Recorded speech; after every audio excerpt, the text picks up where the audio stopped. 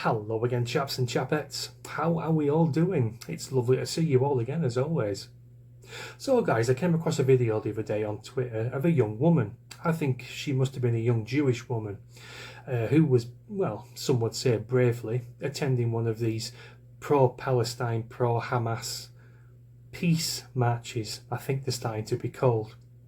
And she happened to come across someone parading around a swastika. Now indeed, if this young woman was Jewish, I could imagine that would be quite upsetting, somewhat distressing to see. So, obviously, you would have thought she would have approached a police officer, and that's exactly what she did. And this officer was stood there with his cup of coffee, stuttering, stammering, possibly sweating, trying to say, in not so many words, that it's not offensive, or indeed an offence in itself, to be parading around a swastika, because it was, quote-unquote, in the wrong context. And I had to think to myself, what sort of context would it have to be to fly around a Union flag, for a prime example, without getting wrestled to the ground and arrested and thrown into the back of a van? What sort of context would it have to be to hold up a placard at one of these pro-Palestine marches, pro-Hamas marches should I say, with a placard saying Hamas are terrorists, without being wrestled to the ground, arrested and thrown into the back of a van? What sort of context was it when a Pakistani flag was flown on the top of Westminster Abbey to celebrate Pakistan Day? What sort of context was that? What sort of context would it also have to be for me to legally walk around London with, say, a Combat 18 flag flying above my head, without being wrestled to the ground, arrested and thrown into the back of a van? This officer here just shows the sheer ineptitude of the Met Police and indeed the two-tier police system we have in this country. Nazi flag, okay, you crack on son, no problem. Union flag, arrest him, get him charged. I want that bastard doing 5 years in jail. Madness, topsy-turvy world, upside down world we do indeed live in, guys. Anyway, here's the video in question. Take a look at it. You don't need to hear any more from me. I'll let the video speak for itself. Let me know what you think in the comments, and I'll see you at the next one. Cheers.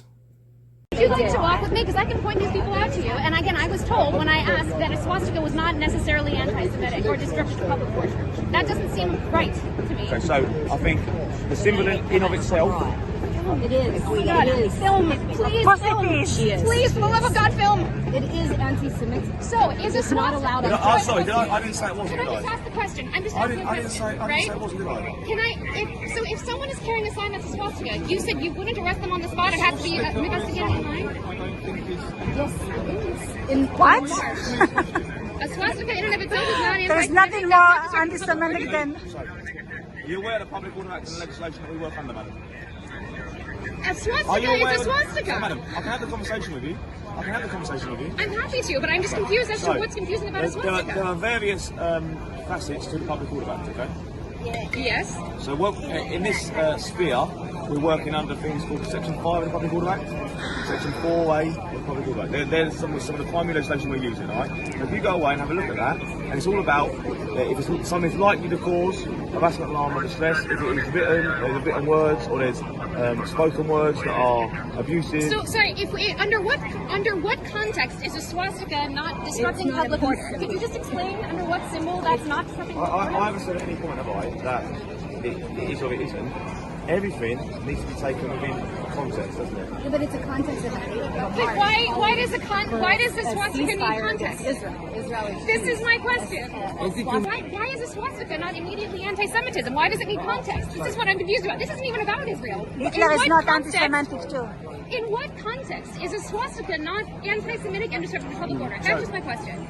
I don't have an in-depth knowledge of signs and symbols. Right? I know the swastika was used by the Nazi Party during their inception and the period of them being in power in Germany in the 1930s and 40s. I am aware of that. I just can't believe this conversation is actually happening. So what exactly are you confused about? What I'm confused is how you don't, in what context a swastika is not anti-Semitic. This is what I want to know. Because again... I suppose, I don't know how everybody would feel about that sign.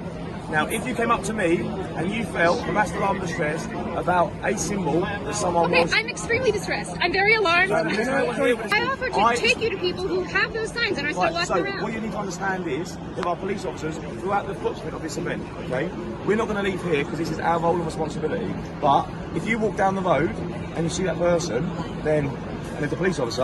I did. Okay, They but told me I it was can't- not their job, that I was to talk to you who were stationed here. They told me Okay, well, that it was not their job to arrest I people with apologise that that has happened.